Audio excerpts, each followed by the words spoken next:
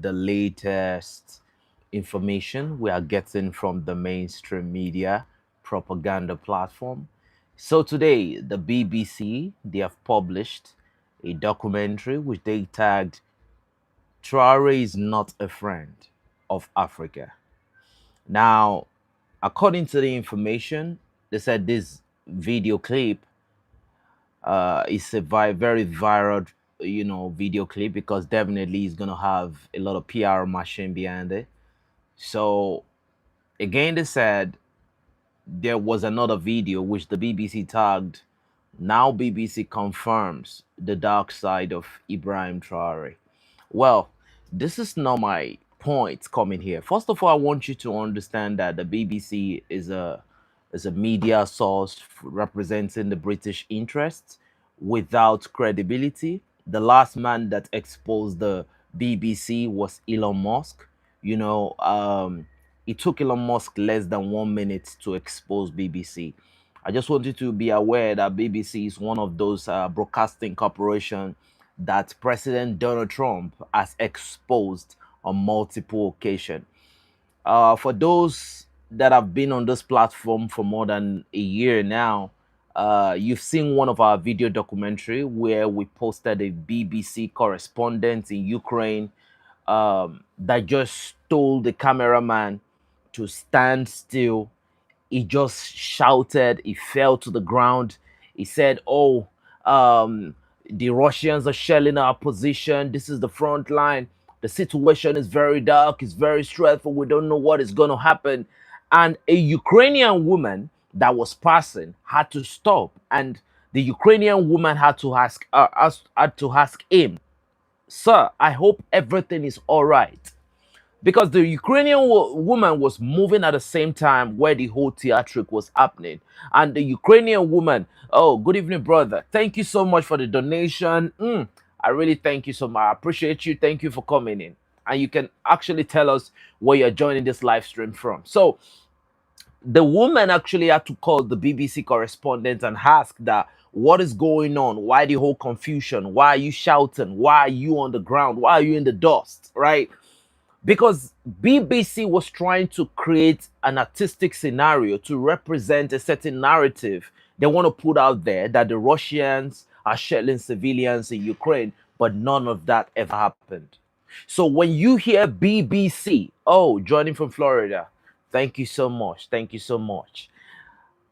You see, when BBC makes certain statements, you have to double check, you have to triple check. St. Louis, Missouri, United States. Thank you so much for joining. When the BBC makes certain statements, you have to triple check because you have to know that they are trying to. Saint Kid Nevers, thank you so much, brother. So they are trying to put out a narrative that, the narrative is already weaponized to get certain response from the people. Now, the BBC are failed on so many levels. Joining from Texas. Thank you so much, brother.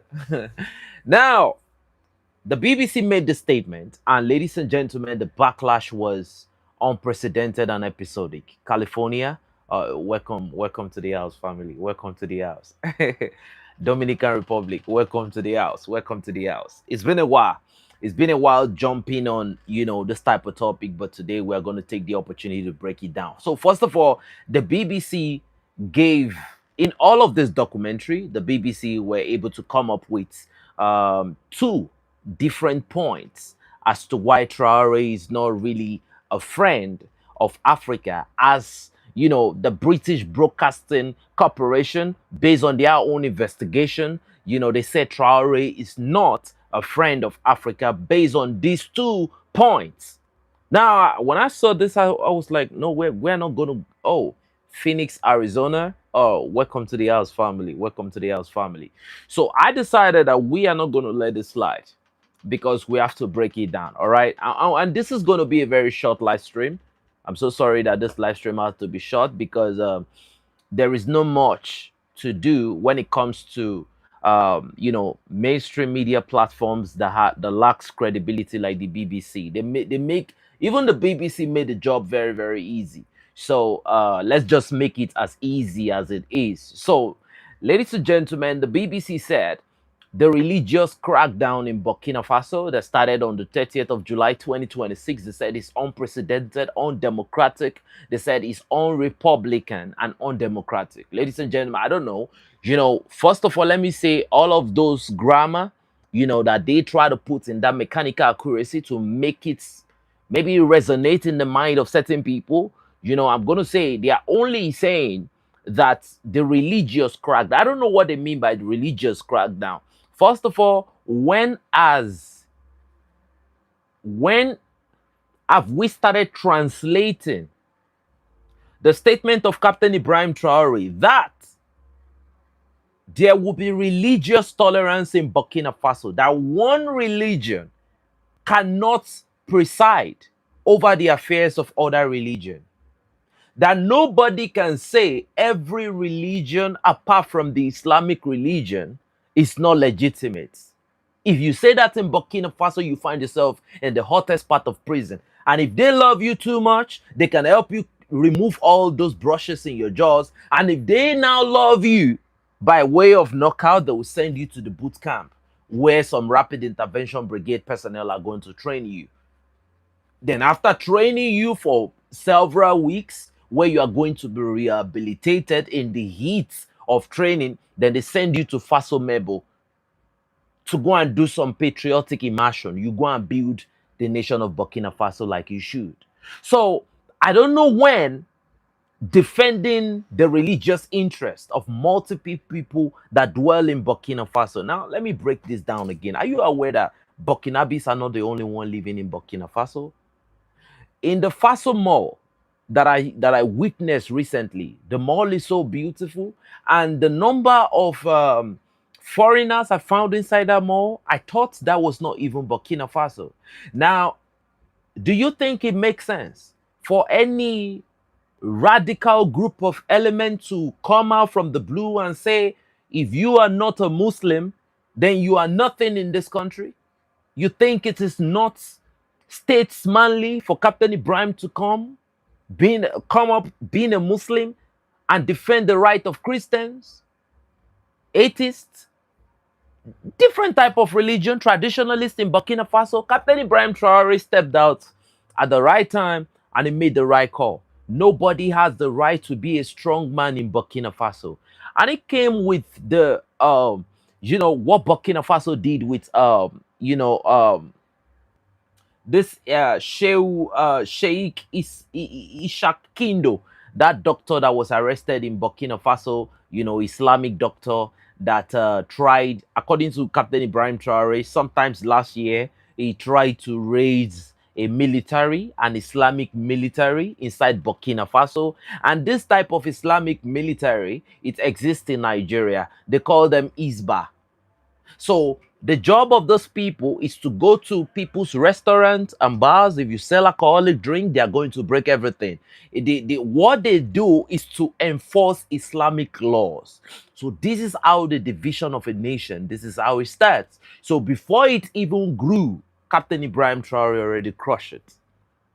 So this is what they are saying when they try to tell you that there is a religious crackdown in Burkina Faso. Now, according to the information that they gave, BBC focused on Africa ran Burkina Faso Traoré on religious extremism, covering the military-led government controversial campaign. Now, listen to their statement, right? We know that Britain is now an Islamic religion.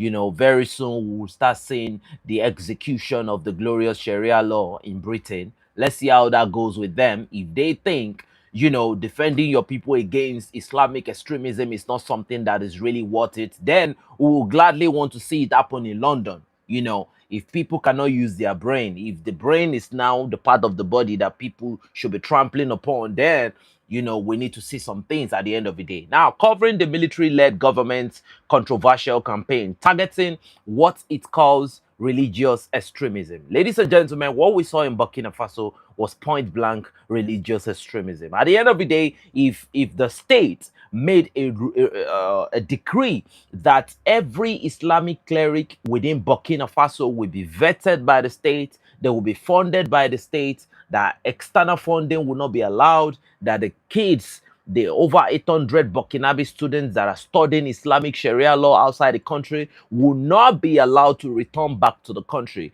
if they don't go and learn something else and all of that.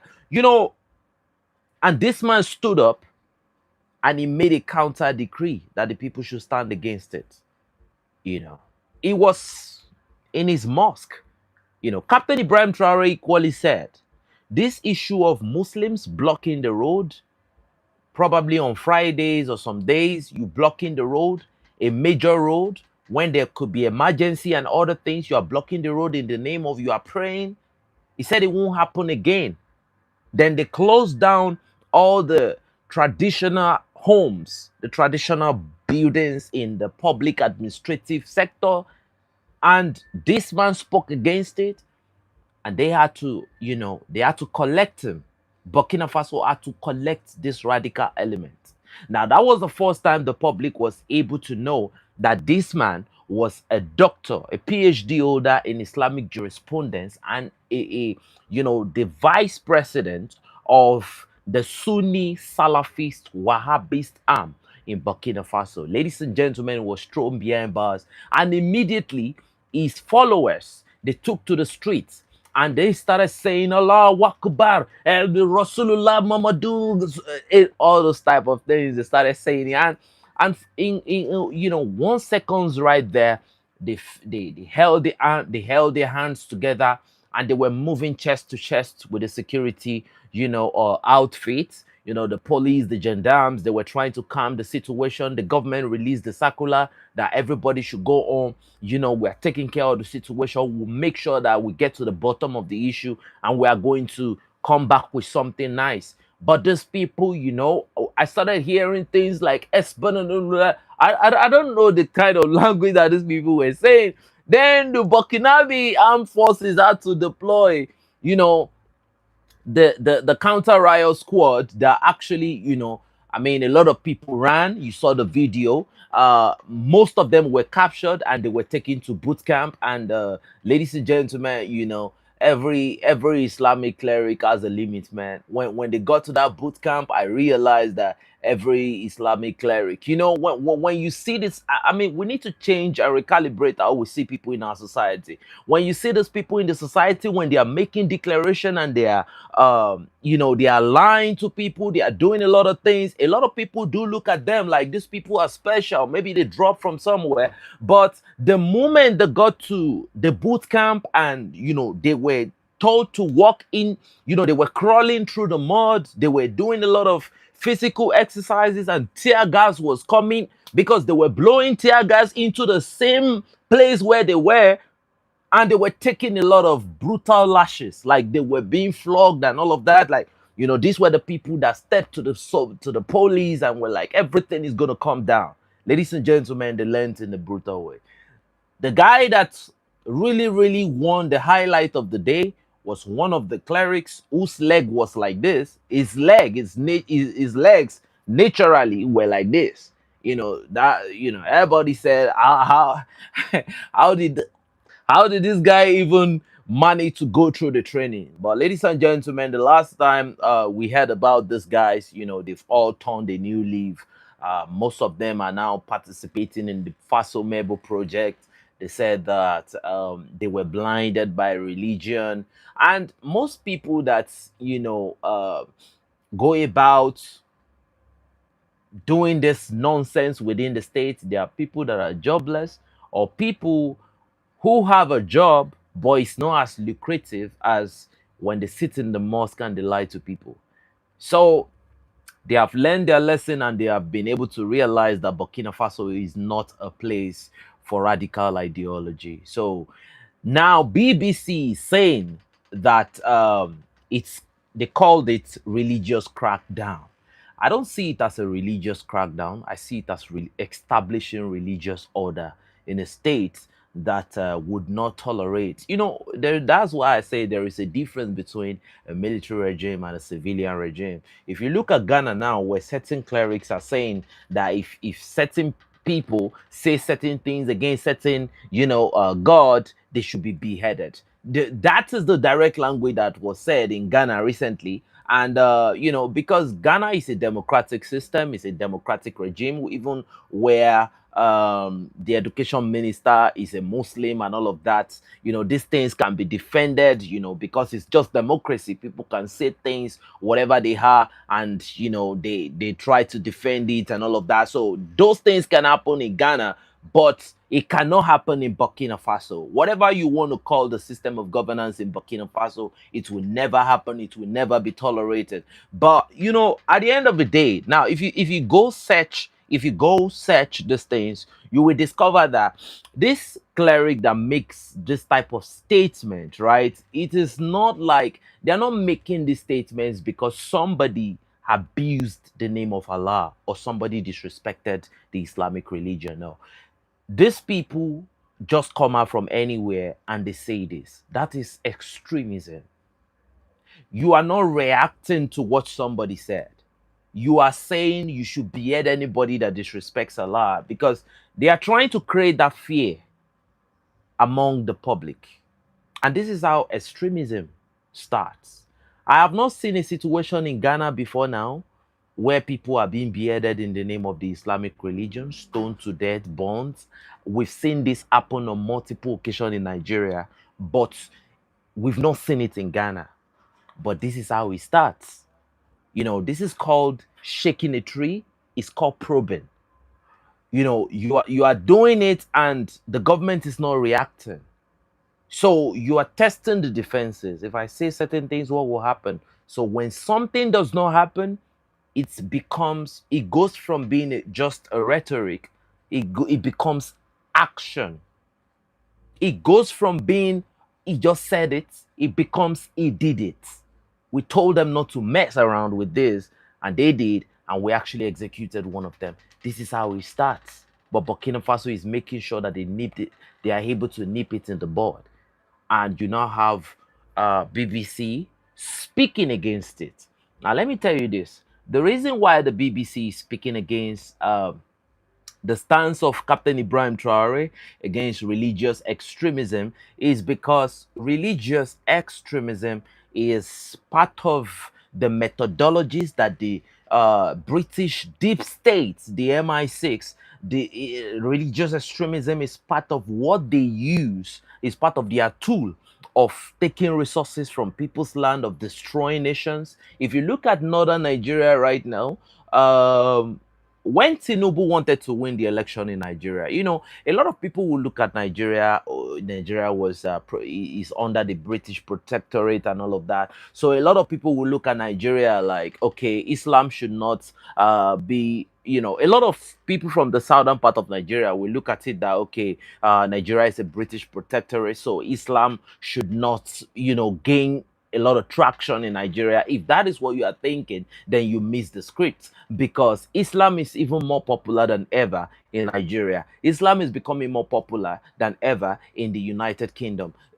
You are going to struggle with this thing. I just think something is wrong somewhere. Politically, they have been able to gain a lot of, momentum within these places. And the fact that the British, they still have a serious stomp on Nigeria, Nigeria will struggle a lot. So if you think because you have the British in your country, so Islam will no. Tinubu ran with the Muslim ticket. The British accepted him. Bashar al-Shara of Syria, Jolani, the Al-Qaeda leader, he was accepted by Keir Starmer. He had an handshake with the British Prime Minister. This is part of the deal. Emmanuel Macron traveled to Syria. Recently now we know that Syria has been shipping fighters into the Sahel. So these people, they use a certain type of Islam to project their colonial ambition. So ladies and gentlemen, Captain Ibrahim Traoré has seen all of this. So, and he knows, because he is a Muslim. He practices Sufi Islam.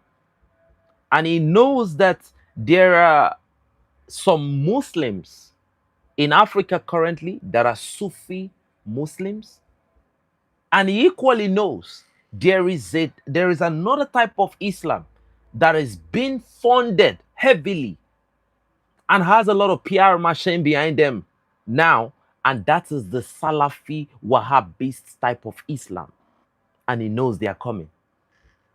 And this is what they are going against. It has overrun Nigeria. I don't think Nigeria is coming out of it. In Katsina State, a politician, a thief, a criminal, very old fool like that stood up and said, Nigeria is a Muslim country. Tinubu is Muslim tickets. He said, so all the Muslims should go and show the infidels that they own Nigeria. So democracy is different from military rule. The military don't tolerate nonsense. And imagine a people that think they have earned the right to govern the country because they are Muslims. What type of product do you think they are going to come out with? It's just a simple one. I don't mind if I'm governed by somebody who has never worshipped anything before. You just have to be correct upstairs. You just have to be honest. You have to be transparent. You have to be accountable. You have to be intelligent enough to rule. And you have to have the credibility. Your track record needs to say it. That's all I care about. Look at all the northern states of Nigeria that is being ruled by Muslims. The best thing they can offer you is a dirty jalabia, a shemag over your head, a turban. You don't brush your teeth, you put water, you rub it, you do your ablution. Like you people, you want to go back to the era of the donkeys. The donkeys are about to become wild animals again. That is what you people see. Anybody that is pro this Islamic state and all of that, you want to turn the whole country back into a caliphate? That is the agenda. So now you see a Sufi Islamist who think Islam is the religion of peace, saying that a Salafi Wahhabist Islamist is not an original Muslim. So we need to tell or remind the Sufi Muslim that no, because you love peace does not mean you are more Muslim than the Salafi Wahhabist. It's all Muslims. So the big question now is, how do you know who is a Sufi Islamist and how do you know who is a Salafist Islamist? You can never be able to distinguish. The only way to correct this problem is by applying the doctrine and the methodology of Captain Ibrahim Traoré, by saying we will not tolerate any religion trying to should I say to prevail over other religion in the country, and saying that if you don't join our religion, then you are nobody in this country. It does not exist. That is the only way to control the scourge right now. That is the only way to control the problem right now, either they like it or not. And let me ask you a question. Have you all took your time to find out all the gold that have been taken from Zamfara State, all the golds that have been taken from Sokoto, all the golds that have been taken from Bonu, all the lithium from Nasarawa? Where do you think it has always gone to? It has always gone back to Britain. It has always gone back to Europe. But who are the people that are displacing people that live in this region? The so-called Allah Akbar soldiers, right? So you think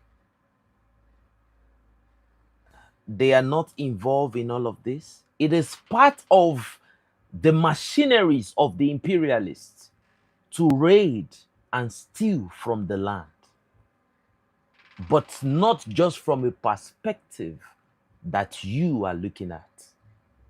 So when Captain Ibrahim Traoré stops this agenda, they speak against it because that agenda enriches their pockets. That's one. Then secondly, They said Captain Ibrahim Traoré's remark on the 3rd of April 2026 when he said, forget democracy. Ladies and gentlemen, BBC reported Traoré's state TV interview where he said democracy kills, that Burkinabe people must forget democracy, and that democracy is not for us. This is the statement of Captain Ibrahim Traoré, and BBC they are reporting against it.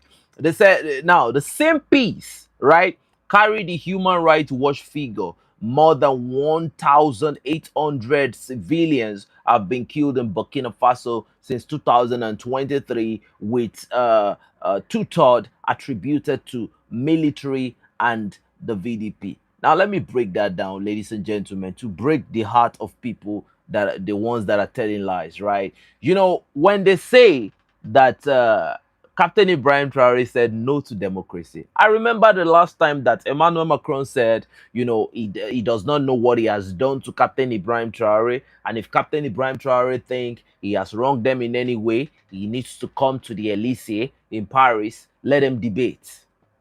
That was when they were trying to run a certain psychological operation where a certain individual from God knows where just stood up and, you know, she said couple things in defense of Burkina Faso, but what she was trying to do was to set the ground, to put the blueprint for Emmanuel Macron to come out and present or project himself like the savior of Burkina Faso. Then started to discredit the administration, and we were able to call it out within, I think within the first 10 seconds of watching the video. I said, this is a plan. This is not an organic debate. This is, they created this scenario to you know, to glorify the French regime and undermine the regime of Burkina Faso. It was very, very clear right off the bat. So that too did not work. All right. So when you see them doing all of this foolishness, all right, because you ask a question, what has democracy been able to produce in Africa?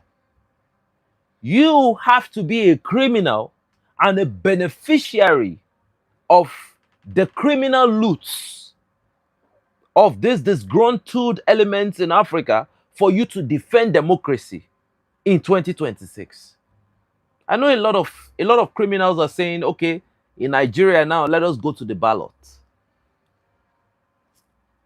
You know that Tinubu did not win the 2020, was it 2023 or 2024 election in Nigeria? 2023. I think 2023 presidential election, you know that Tinubu did not win. He did not even come. He lost in Lagos. He lost almost everywhere. All right? He's sitting on another man's mandate. And after rigging the election, he made a statement. He said, if you are not satisfied, he said, let's go to the court, where he already has installed multiple chief justice. So if you go there, you are going there to meet the same group of criminals. So, ladies and gentlemen, I dare anybody to give me one African state that is under a democratic rule that can stand on their toes and say they have true sovereignty. Why is it that every Nigerian president will have to travel to the United Kingdom once they become president?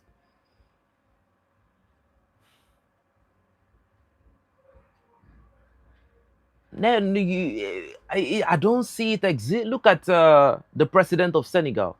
He's always traveling to Paris. The president of Togo traveled to Paris, even though he had to go to Moscow at a point. Wadagni, he has traveled to Paris. He has traveled to different places. Look at Kaka Debi. Even if he's not a he's not a democratically elected president, he has used Islam to install himself as a leader.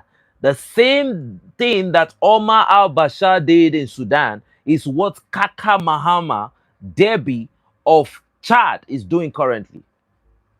So let me just be clear with you. Once they tell you your country is an Islamic republic, you cannot vote if you are not a Muslim.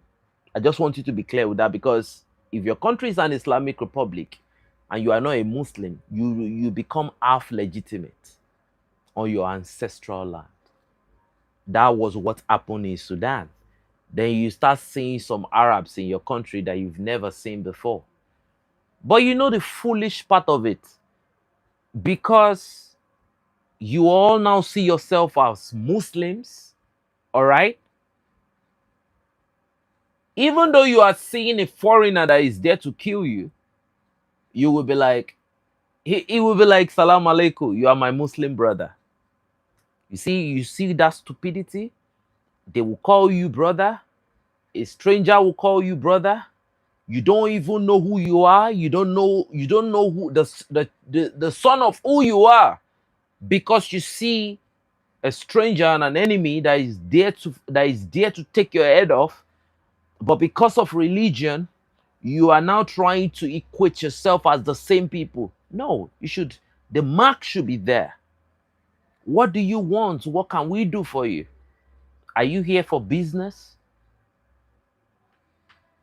We have to draw the line. And that's the narrative they've used everywhere. In Nigeria, there's a place called Wuru local government. The Lakurawa said, we are coming to preach. What did they do? They killed everybody, abducted, they destroyed the whole community. Has that community recovered to this day? No. So when Captain Ibrahim Traoré stand against extremism, ladies and gentlemen, and you did not hear the noise from Burkina Faso, but you are hearing the noise from BBC. It says a lot about the agenda of the West and what all this religious antics, how it has been benefiting the West before now. Ladies and gentlemen, I just want to let you know, because the West is now saying that, Captain Ibrahim Traoré is a villain by saying Burkinabe people should forget democracy. Ladies and gentlemen, it means democracy is really, really a crime. Now, to have said again that by Captain Ibrahim Traoré, saying that religious freedom is a thing that has come to Burkina Faso to stay, and they are complaining against it, by speaking against religious extremists, they are calling that move religious crackdown. It means that the extremists in Burkina Faso had the backing of certain people. And I think those people, they are the ones shouting again right here for you. Now, ladies and gentlemen, to be honest, the bottom line that Captain Ibrahim Traoré is not a friend of Africa, that framing layered on top of the BBC reporting, right? To me, I think it is not just, and they had a lot, they tried to spice it up with a lot of fake human rights watch, civilian narrative about civilian death and all of that. We have seen situations where they give uniform to the JNIM to go and harm civilians.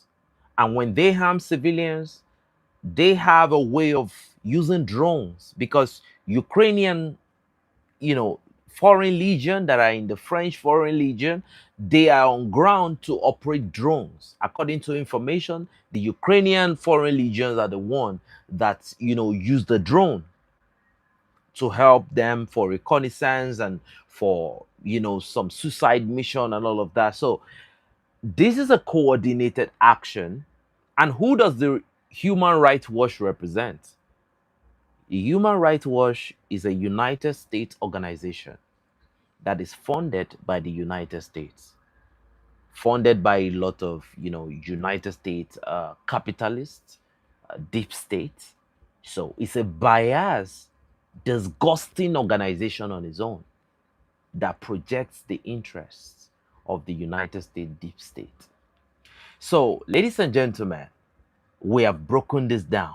And you see, the extremist group that were trying to tear Burkina Faso, if you trace their funding, their weapons, the network they use, the Starlink communication, the procedures you need to continuously operate the Starlink when you cross the border from Mauritania to Mali, from Mali to Algeria, when you do all this cross-border insecurity and all of that, to be honest with you, the number of verification you need when you deploy the Starlink, which is now the major tool of the terrorists, and the fact that most of the time we discover that the artisanal mining that is being done by some of this terrorist group, the money goes back to Europe. Ladies and gentlemen, it is only clear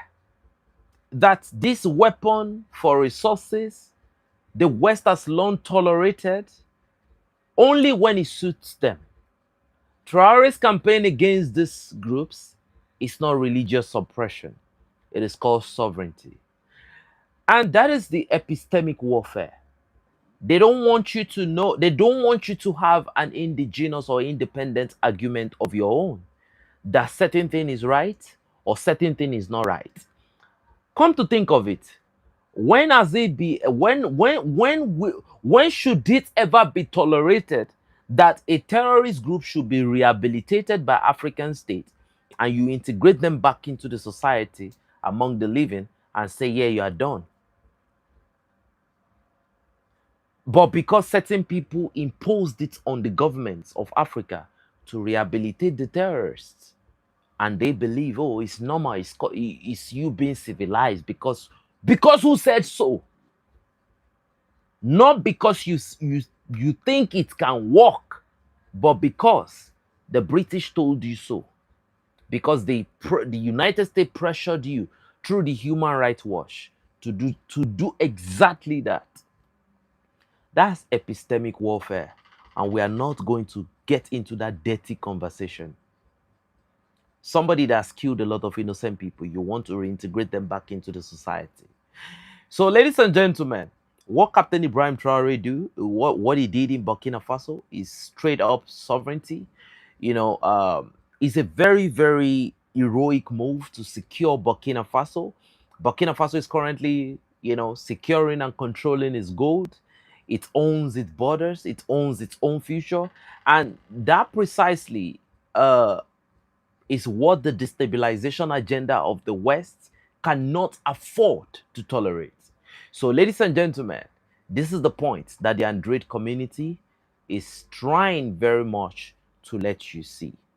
Now, the quick one here, the same extremism that has been tearing up Burkina Faso, feeding on chaos, and the chaos is what kept foreign companies holding the nation gold cheaply. Now, when Traore fights this group, he is not just fighting violence in Burkina Faso.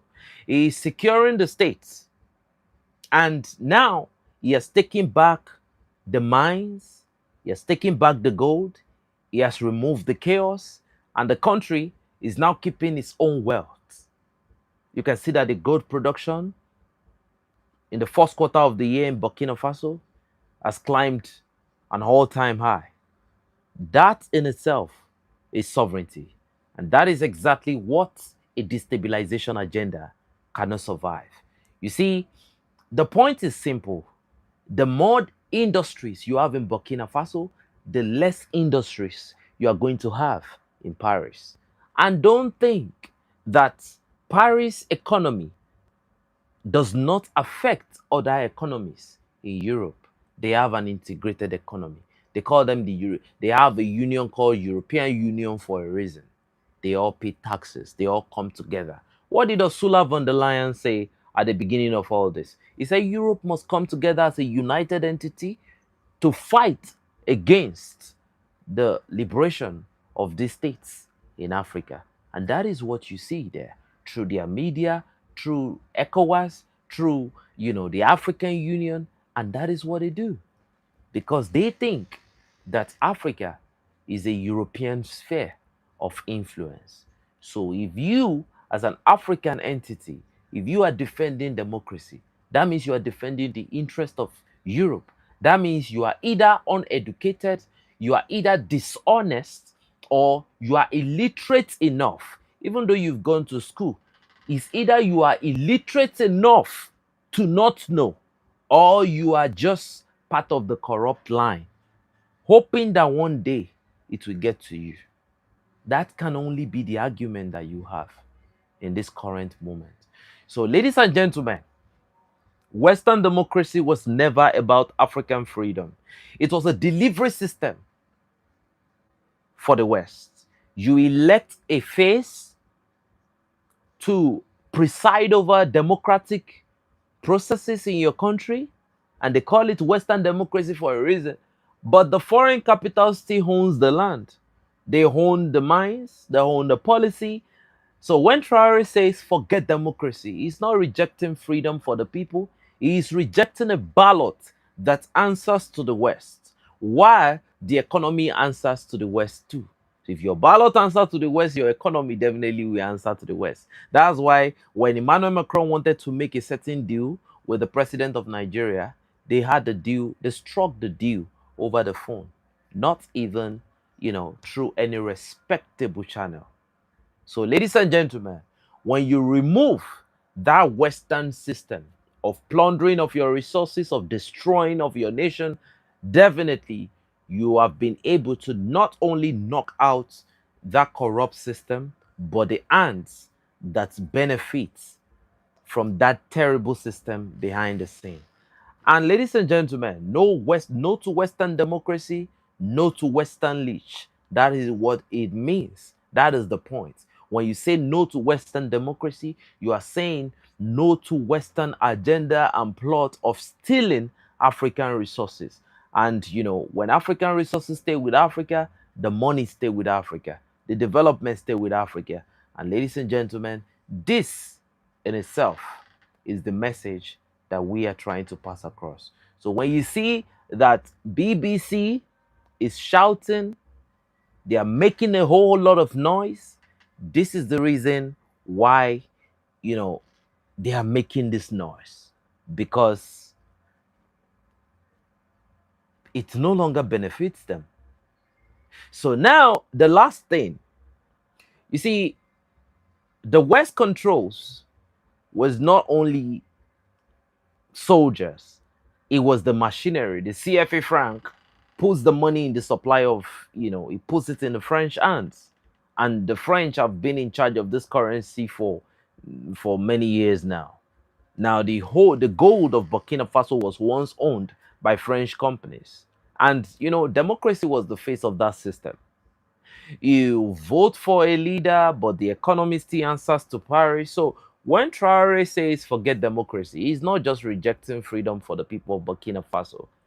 He is cutting the political channel that the West used to keep the mines in France's own control. And the currency, teetered, remove the system and hand losses in his grip.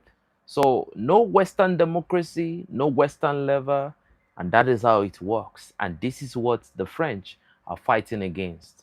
So, Burkina Faso has nationalized a lot of gold mine in the country. For the first time, Burkina Faso has its own gold mine, and the gold mine is already producing a very large amount of gold.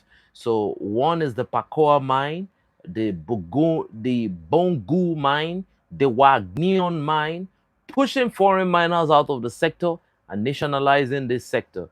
Now, you see, the CFA franc system, according to the information we have, Burkina Faso is, consolidating on its financial sovereignty, and they are pushing towards, printing of their own financial legal tender by 2027, which a lot of people are anticipating.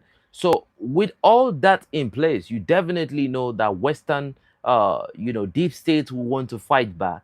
And don't get it twisted. When you see certain deep states interests being affected, one of the places where you see their first itchy reaction, you see it from the mainstream media. Because the essence of the mainstream media is to project the interests of the deep state. So, ladies and gentlemen, when Burkina Faso terminated its military agreement with France back in January 2023 and removed all the French forces, cancelled all the agreements, and expelled the French ambassador, even if after many months, Emmanuel Macron still came out to say that they have some security collaboration that they still have with Burkina Faso, that even if Burkina Faso is ready, to give up all of those military agreement that they have with France, that France is not, that they are not willing to break it, even though they broke it later. Ladies and gentlemen, if you say Burkina Faso, was the poorest country, in the continent of Africa. You say Mali is extremely dirty. I heard a lot of people, come with that narrative that Mali is the dirtiest, the poorest country. But today, why is it that these people say, okay, leave us alone, let us go about our business by ourselves, and you find it extremely difficult to live on? Ladies and gentlemen, the question is, who was really benefiting from who? That's the big question that a lot of people should answer. And when you start seeing their mainstream media, Al Jazeera, Al Arabiya, BBC, First Post, you start seeing all this you start seeing them coming up with this narrative, you definitely know what time it is. So, and the Western government, the Western democracy, the Western alliance right now is in its all-time uh, disgusting. All-time disgusting. It's nothing less than disgusting right now. Every media platform that can give the solid truths to the people, they've banned them. They banned RT, they banned the Sputnik Africa. France currently, Emmanuel Macron said everybody below 15 should be protected from the media. Protected from what? Now, a court ruled against it, that the motion should not be passed. Emmanuel Macron has pushed through another channel now to bypass the decision of the court. Ladies and gentlemen, the truth in Europe right now is the product of a dying breed. Whatever you are hearing now, you just have to go back, sit down somewhere and ask yourself, how long have you been hearing it? Because if you've heard it more than a year, that means you've been soaked in lies for more than a year. That's what it means. So, ladies and gentlemen, this is why we come out today and we say Captain Ibrahim Traoré being a hero is because we see him as a hero and because we designate him as our own hero. This statement of Captain Ibrahim Traoré, president for life, was not said by Captain Ibrahim Traoré, it was said by the people of Burkina Faso. So there is no crime in Africans loving an African leader. It is very, very uncommon. If you love your Jesus, let me love my Traoré. What is wrong in that? So, ladies and gentlemen, this is why the West cannot sleep at night. Because how dare Africans love another African? He's supposed to be the hellhole of the world. He's supposed to be a place where one man cannot trust another man. Are you not surprised that Africans, for the first time, are beginning to trust Africans? Moving on the same page. Everything Ibrahim Traoré does, it seems as if everybody already had a meeting in their mind before he does it, and is only projecting the resolution from the meeting. So, ladies and gentlemen, there is no way Africans won't support Ibrahim Traoré. And this is what is giving the West a sleepless night. A man who cannot be controlled, a man who cannot, be put in the pockets of Western oligarchs. That is not the man that they want to rule any square kilometer of the African territory. Ladies and gentlemen, today I can tell you with all emphasis that Burkina Faso is the most sovereign bloc across Africa. And Niger Republic. But when you talk about the most sovereign bloc, it is Burkina Faso. There is Burkina Faso, then the rest. You might have your own personal sentiment. But first of all, the most sovereign bloc in this Africa today is Burkina Faso, and the rest comes after. Ladies and gentlemen, at this point, I have said my piece.